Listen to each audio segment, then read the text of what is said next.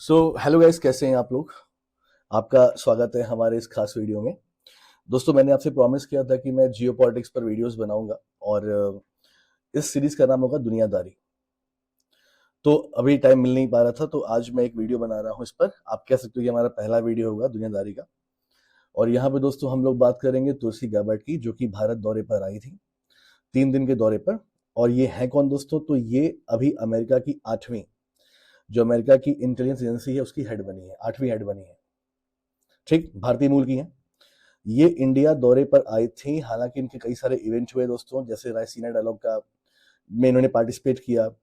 मोदी जी से मिली दोस्तों। इन्होंने बोला कि अमेरिका का जो स्टैंड है इस समय, America first but not America alone.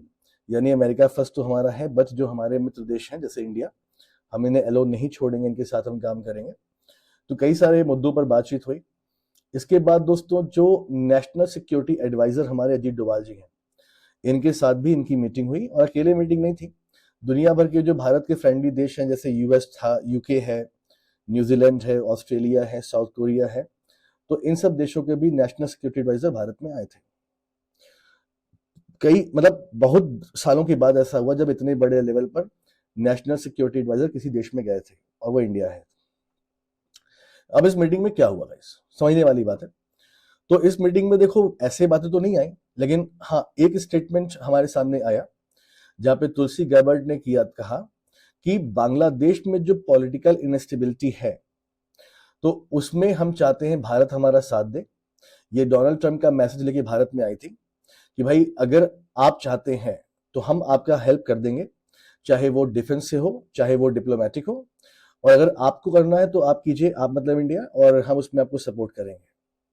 तो यहाँ पे दोस्तों पॉलिटिकल इंस्टेबिलिटी जो बांग्लादेश में है, तो उसके लिए ही सारी ये मीटिंग हुई थी, मेन एजेंडा वही था। तो बांग्लादेश में पॉलिटिकल इंस्टेबिलिटी क्या है? क्योंकि आप तो बोलेंगे सर वहां तो बांग्लादेश में केयर टेकर प्राइम मिनिस्टर है, तो यही तो है पॉलिटिकल इंस्टेबिलिटी। मोहम्मद यूसुफ को लाया गया था एज अ केयर टेकर प्राइम मिनिस्टर। उनको ये रिस्पॉन्सिबिलिटी दी गई थी कि 2025 में उन्हें अपने देश में इलेक्शन करवाने होंगे, बट वो इलेक्शन नहीं करवा रहे हैं। मोहम्मद यूनुस ने साफ साफ बोल दिया है कि भाई 26 तक इलेक्शन नहीं करवा पाएंगे, और ये 27 भी हो सकता है, यानी जानबूझ के डिले किया जा रहा है। ये पूरा मसला क्या है दोस्तों, इसे हम समझेंगे।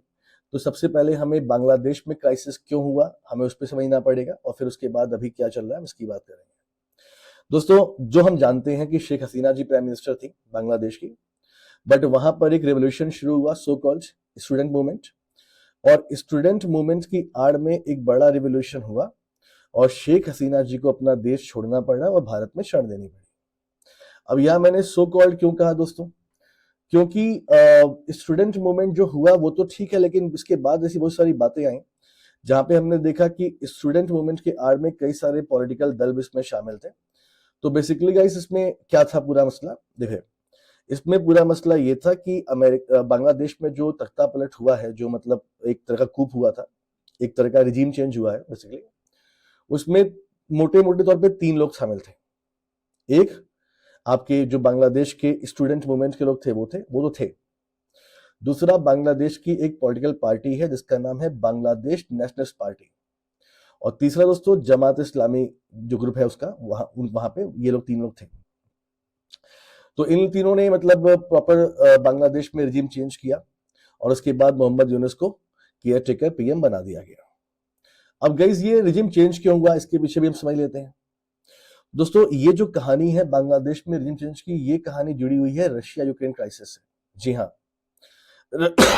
सॉरी, रशिया यूक्रेन क्राइसिस इसमें इंपॉर्टेंट पॉइंट रखता है दोस्तों। आपको पता है कि जब रशिया यूक्रेन में लड़ाई शुरू हुई, रशिया ने जब इन्वेट करना शुरू किया, तो अमेरिका के साथ जो ये वेस्टर्न कंट्रीज हैं, यूरोपियन कंट्रीज हैं, इन्होंने रशिया पर मतलब सैंक्शन लगाने शुरू किए, और सीधे तौर पे बोला कि भाई हर देशों को हमारा साथ देना चाहिए।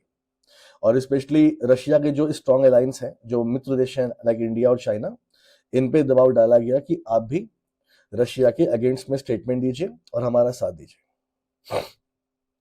अब दोस्तों क्या हुआ? तो आपको पता है कि इंडिया ने और चाइना ने बात नहीं मानी।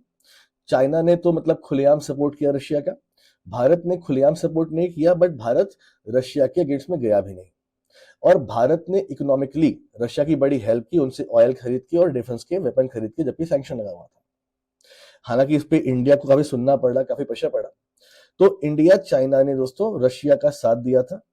अमेरिका को दोस्तों दोनों देशों को सबक सिखाना था, ज्यादा सबक सिखाना था चाइना को, और इंडिया को भी एक स्ट्रॉन्ग मैसेज देना था। ठीक, तो गाइस अब चाइना को कैसे काउंटर करें, क्योंकि चाइना एक ग्लोबल पावर हाउस बनता जा रहा है, जो कि अमेरिका के लिए इस समय रशिया से बड़ा थ्रेट है इस समय। जी हाँ, तो दोस्तों अगर हम ध्यान से देखें तो चाइना का जो मूवमेंट है, चाइना का जो मतलब जो स्ट्रॉन्ग पॉइंट है वो उनका ट्रेड है, उनका ट्रेड बिजनेस है। और चाइना अपना trade business basically maximum 60 to 70% sea route से करता है। यानी चाइना साउथ चाइना सी से निकल के, हिंद महासागर से निकल के फिर यूरोप में जाता है। अब चाइना का जो मूवमेंट अगर आपको रोकना है, मतलब रोकना है या उसको काउंटर करना है या उसको परेशान करना है, तो एक ऐसा देश है बांग्लादेश दोस्तों, जो कि आपका चाइना को साउथ चाइना सी में और हिंद महासागर दोनों जगह थ्रेट दे सकता है। तो अमेरिका ने बांग्लादेश से उनका सेंट मार्टिन आइलैंड मांगा, ये ऐसा इंटरनल खबरें हैं दोस्तों। अब यूएस ने क्यों मांगा, क्योंकि सेंट मार्टिन आइलैंड पे अगर अमेरिका अपना एक डिफेंस बेस बना लेता तो चाइना का मूवमेंट आराम से टकल हो जाता, और इंडिया को भी बेटा वो एक तरह से थ्रेट दे सकता था यहाँ पे। लेकिन बांग्लादेश ने पहले पूछा रीजन क्या इसके पीछे, तो चाइना अमेरिका ने बोला कि यहाँ पर हम अपना एक डिफेंस बेस बनाएंगे और हम आपकी आर्मी को यहाँ पे ट्रेन करेंगे। तो बांग्लादेश को मालूम था कि हमारी आर्मी को ट्रेन वो करना है नहीं, अब इनके पीछे पॉलिटिकल मकसद दोस्तों है। और चाइना का भी इंडिया का रिलेशन अच्छा है बांग्लादेश से था मतलब, लेकिन चाइना का भी काफी इन्वेस्टमेंट बांग्लादेश में है। तो इनडायरेक्टली अमेरिका जो है वो मतलब दोनों अपने जो मतलब देश थे चाइना और इंडिया, इनको सबक सिखाना चाह रहा था। तो बांग्लादेश ने सेंट मार्टिन आइलैंड देने से मना कर दिया। अमेरिका की तरफ से धमकी आई कि भाई अगर इसके लिए आपको पछताना पड़ेगा। और दोस्तों अंत में क्या हुआ, अंत में $2.2 मिलियन का एक डोनेशन यूएसएड के थ्रू बांग्लादेश में गया, जहां दोस्तों ये कहा जाता है कि मतलब मोहम्मद यूनिस जो है, कहा जाता है, ये मेरा अपना विचार नहीं है, मोहम्मद यूनिस ने इस फंड को दोस्तों मैनेज किया। लोग कहते हैं कि जो मोहम्मद यूनिस है ये अमेरिका के डीप स्टेट के व्यक्ति हैं। एक बात मैं आपको पहले बोल दूं, इसमें मैं सारे विचार जो है वो मेरे विचार नहीं है, मैंने नेट से देखा हुआ वो बता रहा हूं मैं आपको, ठीक है। तो मोहम्मद यूनिस के ऊपर ये एलिगेशन है कि वो मतलब अमेरिका के पपेट एक तरह से हैं, मतलब डीप स्टेट के, और इन्होंने फंड को सर्कुलेट किया। जमात इस्लामी हो गया या ईस्टर्न मूवमेंट हो गया, उसके लिए फंडिंग हुई, और फिर आपने रिजीम चेंज देखा। ठीक, तो रिजीम चेंज होने के बाद दोस्तों क्या हुआ, आपने देखा कि जब बांग्लादेश में केयर टेकर गवर्नमेंट बनी और मोहम्मद यूनुस वहां के पीएम बने केयर टेकर, तो आपने देखा होगा कि बांग्लादेश में कई सारी चीजें अगेंस्ट इंडिया हुई। जैसे फॉर एग्जांपल हिंदुओं पर वहां पर जो भी हमले हुए दोस्तों, या जैसे जिस तरह से बांग्लादेश ने बोला कि 1970 वॉर में जो बांग्लादेश की मुक्ति वाहिनी थी वो मेजर रोल प्ले कर रही थी और इंडिया केवल एक अलायंस था केवल। और आज के टाइम पे दोस्तों पाकिस्तान से इनकी डील हुई है, डिफेंस डील हुई है। पाकिस्तान बेटा चाहता है कि जो जमात इस्लामी है इनको और भी एम्यूनेशन मिले। आपने देखा भी होगा, एक खबर आई थी दोस्तों कि किसी देश के पोर्ट पर, कहां पर, अमेरिका पाकिस्तान के जो जहाज पकड़े गए थे उसमें गैर कानूनी मतलब अनडॉक्यूमेंटेड एम्यूनेशन पड़े हुए थे जो बांग्लादेश जा रहे थे।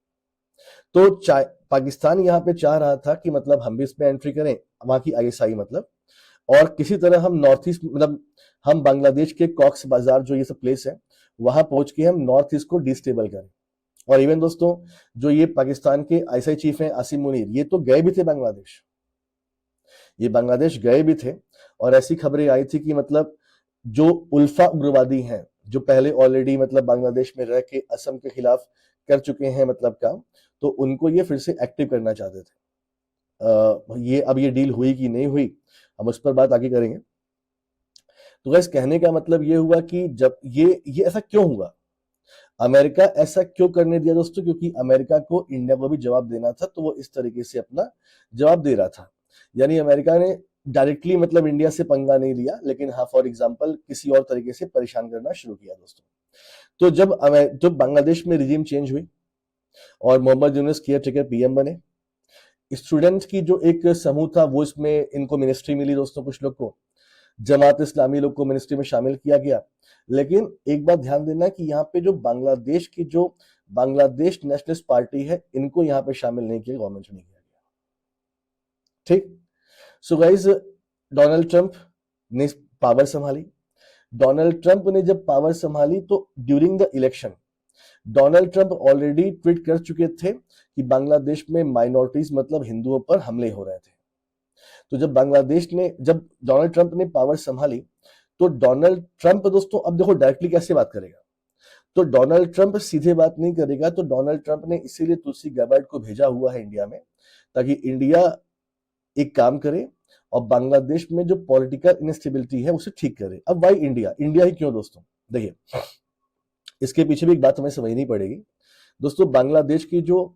बांग्लादेश नेशनलिस्ट पार्टी है, ये बार बार कह रही है कि बांग्लादेश में इलेक्शन होने चाहिए, और मोहम्मद यूनुस जो है दोस्तों, इसको पावर का मजा आ चुका है, इसने स्वाद चख लिया है। ये इतनी आसानी से प्राइम मिनिस्टर की पद छोड़ेगा नहीं दोस्तों।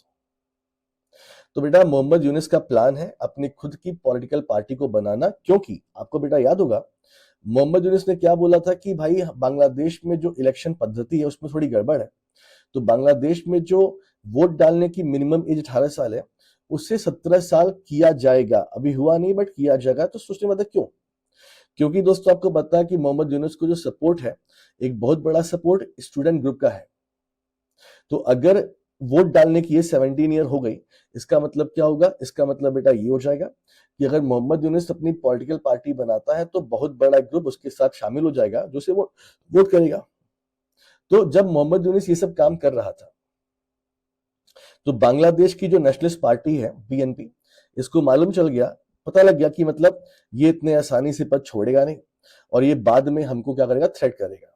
अब देखो दोस्तों, वाई इंडिया में बोल रहा था ना, बांग्लादेश नेशनलिस्ट पार्टी जो है दोस्तों, उसका स्टैंड हमेशा जो है वो अगेंस्ट इंडिया रहा है। लेकिन जब इनको मालूम चला कि मोहम्मद यूनुस ऐसा काम कर रहा है, तो बांग्लादेश नेशनलिस्ट पार्टी मतलब बीएनपी ने बैकडोर पर इंडिया के रॉ से बात करना शुरू किया, क्योंकि बिना इंडिया के सपोर्ट के उनकी सरकार वहां बन नहीं पाएगी। सच्चाई तो ये है।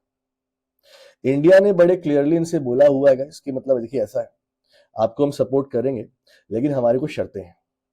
पहली शर्त यह है कि जो भारत है, ये बांग्लादेश में जो अपना काम कर रहा था वो वैसे काम करेगा, जो हमारा ट्रेड था, जो हमारा इन्वेस्टमेंट था, वो ऐसे चलेगा। यानी इंडिया पहला देश बनेगा बांग्लादेश में, जैसे पहले उसकी कंडीशन थी।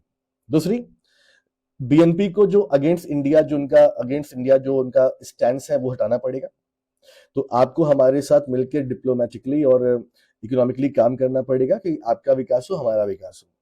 तीसरी बात, जमात इस्लामी और जो उनके एफिलिएटेड ग्रुप हैं, इनको पूरी तरीके से खत्म करना पड़ेगा बांग्लादेश से, और ये बात चल भी रही है दोस्तों। तो ऑलरेडी टॉक में है इंडिया के साथ, ये पता है यूएस को। तो यूएस इसी चाहता है कि मतलब इंडिया अपना इंटरवेंशन करे और इंडिया अपना पावर यहाँ पे दिखाए, और बांग्लादेश में जो रिजिम शिफ्ट हुई है, तो अभी वहां पे इलेक्शन होने चाहिए। इसीलिए तुलसी गैबार्ड जो है दोस्तों, इन्होंने ये मीटिंग रखी थी, और ये पूरा मसला जो है वो बांग्लादेश में पॉलिटिकल इंस्टेबिलिटी को हटाने का है। तो मैंने आपको A to Z इंफॉर्मेशन समझाई है कि तुलसी गैबार्ड भारत में जो आई थी, तो अजीत डोभाल से मीटिंग में क्या पॉइंट था, बांग्लादेश में तख्तापलट क्यों हुआ था, अभी कंडीशन क्या है दोस्तों, इलेक्शन क्यों नहीं हो रहा है, सारी बातें मैंने बताई। तो आई होप गाइस कि आपको ये चीजें क्लियर हो गई होंगी। कैसी लगी हमारी वीडियो प्लीज हमें कमेंट करें, और फिर आपसे मिलेंगे नेक्स्ट वीडियो में। थैंक यू सो मच, अपना ख्याल रखें।